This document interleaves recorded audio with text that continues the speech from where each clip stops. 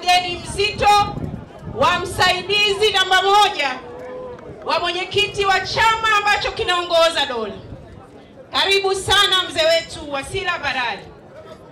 Ndugu zangu, ikiwa leo tarehe 19 mwezi wa 3, Dr. Samia anatimiza miaka 4 tangu alipopokea kijiti cha urais.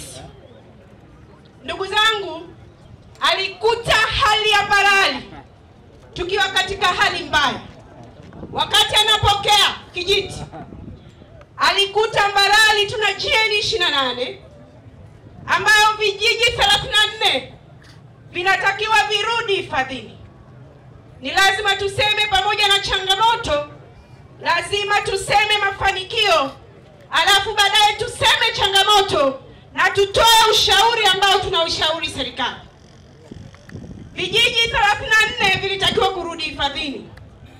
Sasa hivi hatuna GN 28, tuna GN 754 ambayo imebakiza vijiji 5 ambavyo viko hifadhini. Pamoja na kubakizwa hifadhini vijiji 5, Dr. Samia tuliendelea kumlilia kwamba maeneo haya ambayo yamebaki hifadhini ndio uchumi wa Wanabarali, ndio maeneo ya kilimo ya Wanabarali.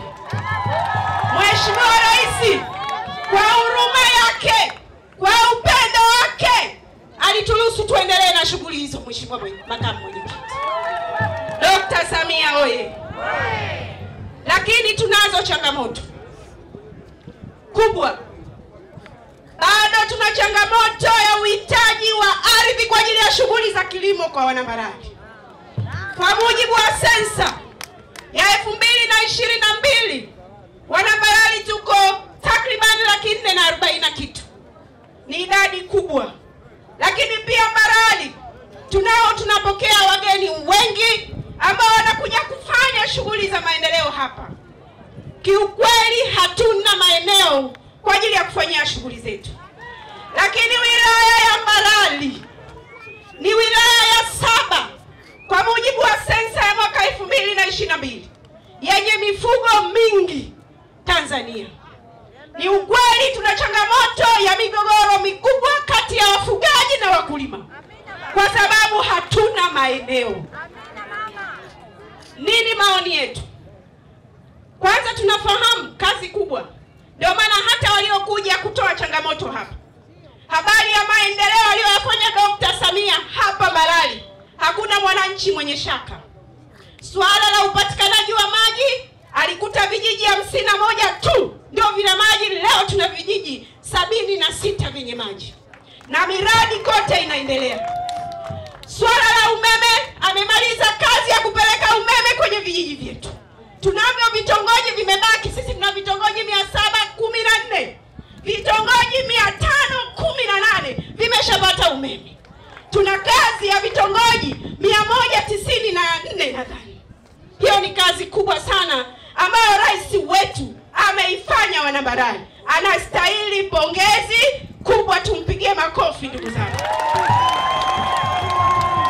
Ukienda kwenye barabara mambo ni mengi. Sasa nini ushauri wetu kama wawakilishi wa wananchi wa wilaya hii ya Barali?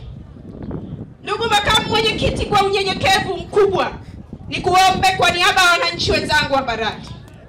Tuna mashamba makubwa sana ya wawekezaji. Na mashamba haya yakiwepo hilo nalko la mifugo, yakiwepo ya mwekezaji wa hapa hapa Highland, lakini na Kapunga. Sasa maombi yetu, hebu tuangalie, tupitie upya, tuone kama tunaweza tukamega maeneo tukawapatia wananchi waweze kufanya shughuli zao. Kuna ndugu zetu wa Mnazi, katika kuruhusu maeneo yote yafanyiwe shughuli za uchumi, maeneo mawili yamezuiliwa kabisa. Eneo la Mnazi lakini na eneo la Mlonga Madibira.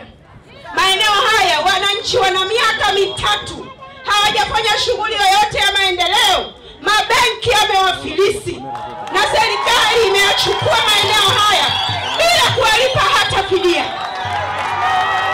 Makamu Mwenyekiti, tunakuomba utusaidie. Hatuna shaka na uzalendo wako, hatuna mashaka kwenye chama hiki, hatuna mashaka na Daktari Wasira kwenye ushauri mzuri wa kumpatia Mheshimiwa Rais ili Mbarali ikae sawa sawa. Kwa kumalizia, ndugu zangu wana Mbarali, bado tuna kazi na Dr. Samia Suluhu Hassan. Kama kwa muda mchache ameyafanya haya yote, ninaamini na ninamwamini mzee wangu Wasira ni mkweli, huwa hapindishi mambo. Atakwenda kuzisemea changamoto hizi ili tupitie upya maeneo yote, tutafute maeneo ambayo wananchi wetu wataweza kufanya shughuli za uchumi. Hilo ndio tunalotaka.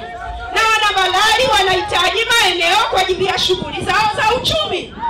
Kama maeneo ya hifadhi, Mheshimiwa Makamu Mwenyekiti, yanaonekana upande kutokabiliana na mabadiliko ya tabia nchi. Hifadhi ni kubwa, tuangalie maeneo ambayo yatakuwa rafiki kwa wananchi, wapatiwe wananchi wafanye shughuli